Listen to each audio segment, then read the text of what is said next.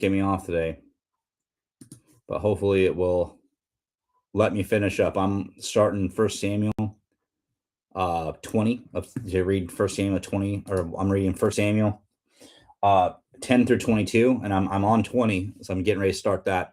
Um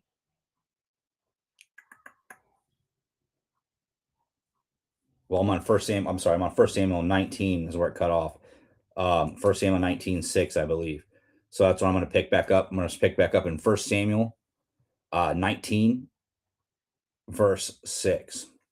So Saul heeded the voice of Jonathan and swore, "As the Lord lives, he shall not be killed." Then Jonathan called David, and Jonathan told him all these things. So Jonathan brought David to Saul. He was in the presence as in past times, and there was war again, and David went out and fought the Philistines and struck them with a mighty blow and fled from him. Now the distressing spirit from the Lord came upon Saul as he sat in the house with a spear in his hand, and David was playing music with his hand. Then Saul sought to pin David to the wall with the spear, but he slipped away from Saul's presence, and he drove the spear into the wall. So David fled and escaped that night. Saul also sent messengers to David's house to watch him and to kill him in the morning. And Michal, David's wife, told him, saying, "If you do not save your life tonight, tomorrow you will be killed." So Michal let David down through the window, and he went and fled and escaped. And Michal took an image and laid it in the bed and covered it with goat's hair for his head and covered it with clothes. So when Saul sent messengers to take David, she said, "He is sick." So Saul sent the messengers back to see David, saying, "Bring him up to me in the bed, that I may kill him." And the messengers had come in. There was the image in the bed, with covered with goat's hair for his head. Then Saul said to Michal, "Why have you deceived me like this and sent my enemy away so that could escape?" And Michal answered Saul. He said to me, "Let me go. Why should I kill you?" So David fled and escaped and went to Samuel at Ramah and told him all that Saul had done to him. And Samuel went and stayed in Naioth. And all now it was told Saul, saying, "Take note, David is at Netoeth and Ramah." So then Saul sent messengers to take David, and David to take David. And when they saw the group of prophets prophesying and Samuel standing as a leader over them, the Spirit of God came upon the messengers of Saul, and they also prophesied. And when Saul was told, he sent other messengers, and they prophesied likewise. Then Saul sent messengers again the third time, and they prophesied also. Then he also went to Ramah and came to a great well that was in Sichu. And so he asked and said, "Where are Samuel and David?" And someone said, "Indeed, they are in Naioth and Ramah." So they went there, Naioth and Ramah, and the Spirit of God was upon him also. And he went on and prophesied until he came to Naioth and Ramah. And he also stripped off his clothes and prophesied before Samuel in like manner, and lay down naked all that day and night. Therefore they say, "Is Saul also among the prophets?" Then David fled from Naioth to Ramah. And they went and said to Jonathan, "What have I done? What is my iniquity? And what is my sin before your father that he seeks my life?" So Jonathan said to him, "By no means you shall not die. Indeed, my father will do nothing, either great or small, without first telling me. Why should my father hide this thing from me? It is not so." Then David took an oath again and said, "Your father certainly knows that I have found favor in your eyes." And he said, "Do not let Jonathan know this, lest he be grieved. But truly, as the Lord lives and as your soul lives, there is but a step between me and death." So Jonathan said to David, "Whatever you yourself desire, I will do for you." And David said to Jonathan, "Indeed, tomorrow is the new moon, and I should not fail to sit with the king to eat. But let me go, that I may hide in the field until the third day in the evening. If your father misses me at all, then say, 'David earnestly asked permission for me that he may run over to Bethlehem, his city, for there is a yearly sacrifice for all the family.' If he says thus, 'It is well, your servant will be safe.' But if he is very angry, be sure that evil is determined by him. Therefore you shall deal kindly with your servant, for you have brought your servant into the covenant of the Lord with you. Nevertheless, if there is iniquity in me, kill me yourself. Why should you bring me your father?" But Jonathan said, "Far be it from you. For if I knew certainly that evil was determined by my father to come upon you, then would I not tell you?" Then David said to Jonathan, who will tell me, or what if your father answers you roughly? And Jonathan said to David, come, let us go into the field. So both of them went into the field. And so Jonathan said to David, the Lord God of Israel is witness. When I have sounded out my father sometime tomorrow or the third day, and indeed there is good toward David, and I do not send you and tell you, may the Lord do so, and much more to Jonathan. But if it pleases my father to do evil, then I will report it to you and send you away, that you may go in safety. And the Lord be with you, as he has been with my father. And you shall only show me this kindness of the Lord while I live, and that I may not die. But you shall not cut off your kindness from my house forever. No, not when the Lord has cut off every one from of the enemies of David from the face of the earth. So Jonathan made a covenant with the house of David, saying, let the Lord require it all. Let the Lord require it at the hand of David's enemies. Now Jonathan again caused David to vow, because he loved him, for he loved him as he loved his own soul. Then Jonathan said to David, tomorrow is the new moon, and you will be missed, because your seat will be empty. And when you have stayed 3 days, go down quickly and come up to the place where you hid on the day of the deed, and remain by the stone of Ezel. I will shoot 3 arrows to the side, as though I shot at a target.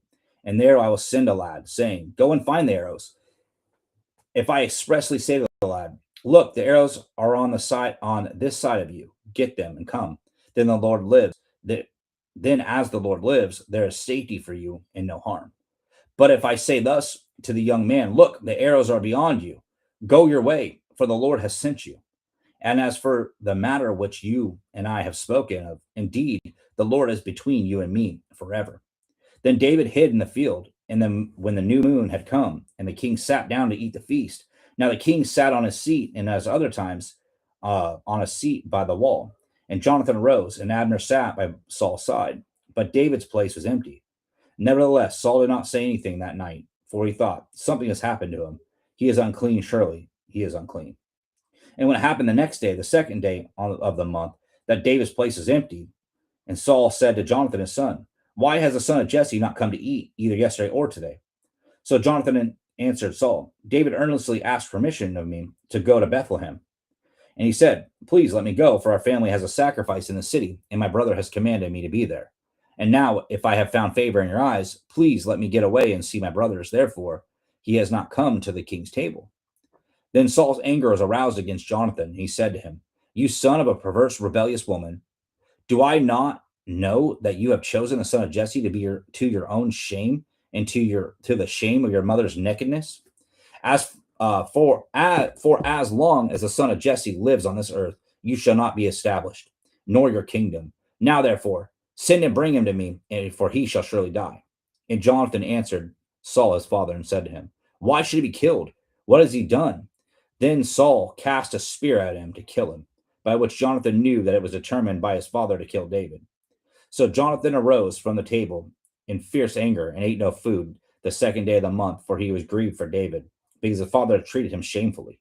And it was in the morning that Jonathan went out into the field in the time appointed with David, and the little lad was with him. So he said to the lad, now run, find the arrows at which I shoot. And as the lad ran, he shot an arrow between him. And when the lad had come to the place where the arrow was which Jonathan had shot, Jonathan cried out after the lad and said, is not the arrow behind you? And Jonathan cried out to the lad, make haste, hurry, do not delay. So Jonathan's lad gathered up the arrows and came back to his master. But the lad did not know anything. Only Jonathan and David knew of the matter. Then Jonathan gave his weapons to his lad and said, go carry them to the city. As soon as the lad had gone, David arose from a place toward the south and fell on his face on the ground and bowed there 3 times. And they kissed one another, and they wept together, and David more so. Then Jonathan said to David, go in peace, since we have both sworn in the name of the Lord, saying, may the Lord be between you and me, and between your descendants and my descendants forever. So he arose and departed, and Jonathan went into the city. And then David came to Nob, Amalek the priest. And Amalek was afraid when he met David and said to him, why are you alone? Is no one with you? So David said to Amalek the priest, the king has ordered me on some business and said, do not let anyone know anything about the business on which I send you, or what I have commanded you. I have directed my young men to such a place.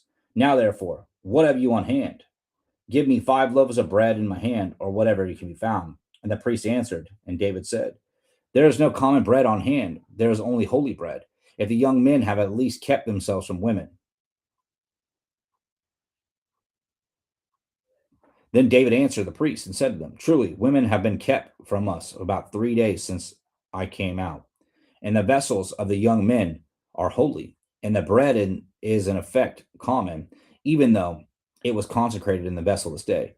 So the priest gave him holy bread, for there is no bread there but the showbread which he had taken from before the Lord, in order to put hot bread in its place on the day which it was taken.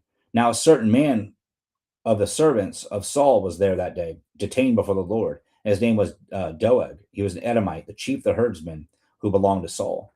And Saul said to Amalek, Is there not here a hand or a spear or a sword? For I have brought neither my sword nor weapons with me, because the king's business required haste. So the priest said, The sword of Goliath, the Philistine, whom you killed in the valley of Elah, there it is, wrapped in cloth behind the ephod. If you will take that, take it, for there is no other except that one here. And David said, There is none like it. Give it to me. Then David arose and fled from the day before Saul, and went to Achish, the king of Gath. And the servants of Achish said to him, Isn't this not David, the king of the land? Did they not sing of him one another in dances, and saying, Saul has slain his thousands, David 10,000s? Now David took these words to heart, and very much afraid of Achish, and was very much afraid of Achish, the king of Gath. So he changed his behavior before them, pretended madness in their hands, scratched on the doors of the gate, and let his saliva fall down his beard. Then Achish said to the servants, Look, see, the man is insane. Why have you brought him to me? Have I need of a madman that you have brought this fellow to play the madman in my presence? Shall this fellow come into my house? David therefore departed from there and escaped to the cave of Adullam. So when his brothers and all his father's house heard it, they went down there to him, and everyone who was in distress, everyone who was in debt, everyone who had discontented gathered him. So he became captain over them, and there were about 400 men with him. Then David went from there to Mizpah of Moab, and he said to the king of Moab, Please let my father and my mother come here with you, till I know what God will do for me. So he brought them before the king of Moab, and dwelt with him all the time that David was in the stronghold. Now the prophet of Gad said to David, Do not stay in the stronghold. Depart and go to the land of Judah. So David departed and went into the forest of Harim. So when Saul heard that David and the men who were with him had been discovered, now Saul was staying in Gibeah under the tamarisk tree in Ramah, with his spear in his hand and all his servants standing about him. Then Saul said to his servants who stood about him, Hear now, you Benjamites, will the son of Jesse give every one of you fields and vineyards, and make all you captains of thousands and captains of hundreds? All of you have conspired against me, and there is not one who reveals to me that my son has made a covenant with the son of Jesse. And there is not one of you who is sorry for me, or reveals to me that my son has stirred up my servant against me to lie in wait, as it is this day. Then answered Doeg the Edomite, who was set over the servants of Saul, and said, I saw the son of Jesse going to Nob, to Amalek, the son of Ahudub, and he inquired of the Lord for him, give him provisions, and gave him the sword of Goliath the Philistine. So the king sent to call Amalek the priest and the son of Ahud, and all their father's house, and the priests who were Nob, and they all came to the king. And Saul said, Hear now, son of Hetub. He answered, Here I am, my lord. And then Saul said to him, Why have you conspired against me, you and the son of Jesse, that you have given him the bread and the sword that inquired of God for him? And he should rise against me to lie in wait, as it is this day. So Amalek answered the king and said, Whom among all your servants is as faithful as David? Who is a king's son-in-law, who goes out your bidding and is honorable in your house? Did I then begin to inquire of God for him? Far be it from me. Let not the king impute anything to his servant, or to any of the house of my father, for your servant knew nothing of all of this, little or much. Then the king said, You shall surely die, Amalek, you and all your father's house. Then the king said to the guards who stood about him, Turn and kill the priests of the Lord. because their hand is also David, and because I knew when he fled and did not tell me. But the servants of the king would not lift their hands to strike the priests of the Lord. And the king said to Doeg, You turn and kill the priests. So Doeg, Edomite, turned and struck the priests and killed them that day, 85 men who wore linen ephod. Also, Nob and the city of the priests had struck the edge of the sword, both of the men and women, children and the nursing infants, oxen and donkeys and sheep, with the edge of the sword. Now, one of the sons of Ahimelech, the son of Ahitub, named Abiathar, escaped and fled after David. And Abiathar told David that Saul had killed the Lord's priests. So David said to Abiathar, I knew that day when Doeg the Edomite was there that that he would surely tell Saul, I have caused the death of the persons of your father's house. Stay with me, do not fear. For he who seeks my life seeks your life. But with me you shall be safe. Boom. 1 Samuel 10 through 22. A little rough today. Had to go through 3 different times. I don't know why that happened, but where it's up and running. So this is Chemist Steve. I was trying to set up the second coming of Christ. Then I realized I didn't want to be called the village idiot. Well, yeah, like I said, I got on here, got it done. I had to go on 3 different times. So if you are following along, I know people told me they are watching. Today's was broke up into 3 live streams. It kept kicking me off. So yeah, but there you go. 1 Samuel 10 through 22. Tomorrow we're going to be reading 23 through 31 for day 22. Like I said, just giving God 45 minutes to an hour of your day, going through and just really devoting time to him. You can get the whole Bible read in 90 days. And really, that's the goal, is to show people how easy it is to really get in and read the word for yourself. Not rely on YouTube preachers, not rely on so-and-so, but to get in yourself and develop that relationship with the Lord yourself through prayer and the reading the word. So, like I said, just on here's a demonstration doing that. So God bless you. Thank you for being on, and I will see you guys tomorrow.